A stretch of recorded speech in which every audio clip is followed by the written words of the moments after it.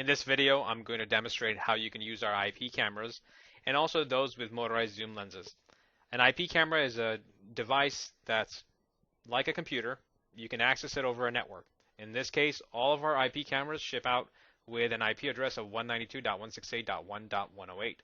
Using Internet Explorer or Firefox, you can log into the camera by typing in the URL like so, and then with the admin menu up, you can log in as a user and then control the camera. Obviously, this is a camera that we just took out of the box, so the username password is admin. If you are to put this on the internet, make sure you change your password to another that is an alphanumeric string of at least 6 characters. So it could be 6 characters, alphabets and numbers only, no special characters, no spaces. If you forget that password, in some cases, the camera cannot be reset and it would have to be sent to the factory. So now we've logged into the camera. A couple of things we see here is on this left side, it tells you what stream you're viewing or what quality level. Mainstream is the higher quality stream. In this case, this is a 1080p camera, so it's showing me the 1080p stream, and it tells me how much bandwidth it's using. So this is telling me it's using about 4,000 kilobits per second, or which is 4 megabits. And here the substream is the second stream, or in some cases you'll even have a third stream, which is a second substream for certain higher level cameras. Now this is a lower resolution stream, as you can see. It's of lower image quality, and it shows me that it is about 200 kilobits per second.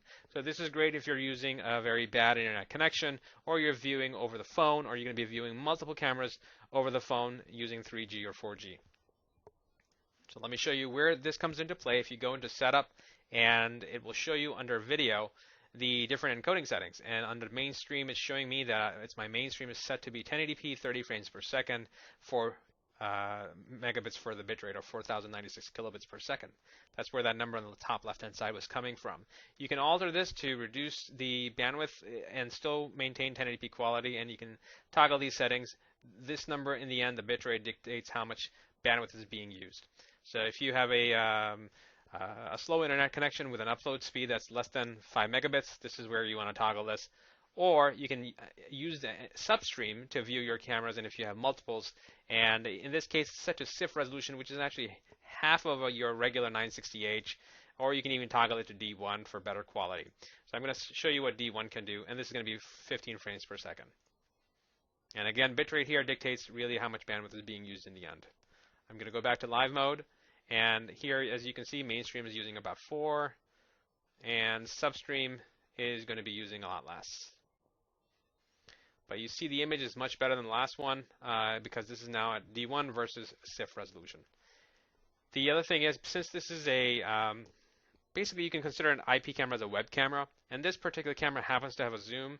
So with those cameras that have a motorized zoom, you can click on this icon here to open up the zoom window, and you can actually use the zoom command to zoom in and out.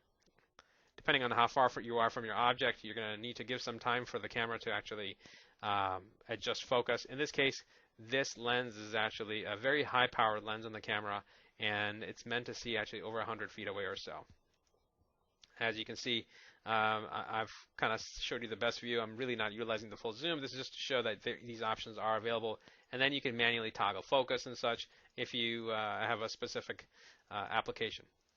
And also iris if you have a camera mounted looking perhaps at vehicles passing by, or if there's an issue with daytime or nighttime viewing. Once you use the zoom, though, however, it will basically bring the camera back out, and autofocus will come back on.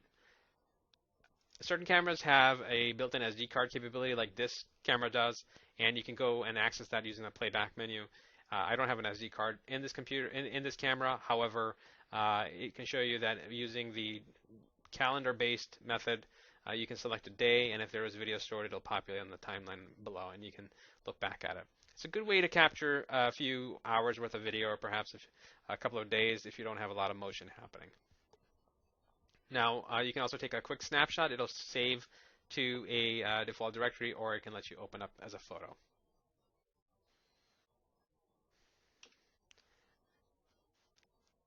And then you can also take quick snapshots. You can record straight to your hard drive through the browser. although we don't recommend that because sometimes your browser will crash depending on how strong your computer is and what other, if there's any malware on the browser or on your computer, it'll cause issues. And if the camera has a microphone, you can use the audio icon to listen in. And some cameras even have two-way audio, and you can talk back through your computer's mic, or on the phones as well, there's the ability to talk back and have two-way communication.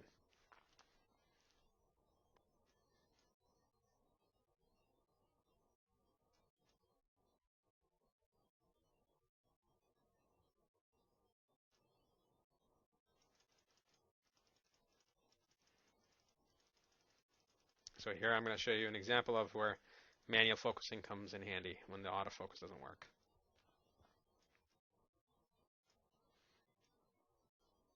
All right. Now let's go into setup. There are a few things I'm going to show you here. Under conditions for certain cameras that have advanced level chips on them, you can actually adjust white balance, exposure. There are a lot of different settings to play around with and tweak them, and they're available through the web interface on the camera. They're all not available when you plug them into an NVR because the NVR is supposed to make things simple and just plug and play. You plug in cameras, record, without all this tweaking in there. This is only available when you actually log into the camera itself. You can also create different profiles for them to actually come into play depending on whether it's day or night, time of the day, and such. Audio cameras will allow you to adjust the sampling frequency and also the encoding method. And then here in all of our IP cameras, you have the ability to actually put an IP filter. If you're going to be accessing your cameras from a fixed IP address or a static IP address to another static IP address, then we recommend turning on the filter so that you don't have people that are unauthorized trying to connect to the camera. And one of the best features is even with a phone and you don't know what your IP is because it's going to change every time you're on the network, you can actually select a MAC address. So you can basically authenticate devices no matter where they are, whether they're going to be on a static or dynamic IP address, and enable them access without having to worry about what their current IP address is by selecting the MAC address authentication method. So that's basically the footprint, the fingerprint for your device. You can also enable email trigger alerts by enabling motion detection on the camera, and we have an article that focuses on how to do that.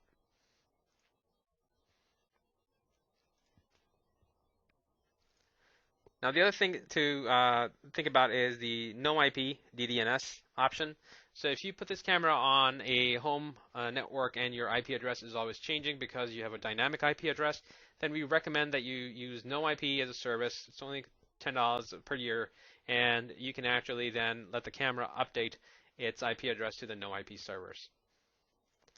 The connection menu allows you to basically change ports so that people who are out there maliciously scanning for ports on networks, trying to hack cameras and such, if you change, basically there are two ports that you need to worry about, the TCP port and the HTTP port, if you're just going to be using the camera using a web browser.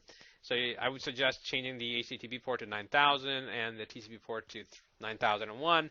It's very rare someone using a bot who is going to be able to find this camera and think it's an IP camera on those ports. And make sure you port forward those ports over without any port translation over to the camera. So the exterior port should be 9000 going to 9000 on the internal device, and 9001 going to 9001 on the internal IP address. Also, you can enable OnView here by just basically enabling it here, and for certain NVRs or other softwares you're not using that weren't purchased from CCTV Camera World, you can basically enable that for more compatibility. The video detect option lets you enable motion detection, and by clicking enable and save, you will actually enable it. Now you can decide if you want motion detection on only on certain days of the week and on certain hours of those days.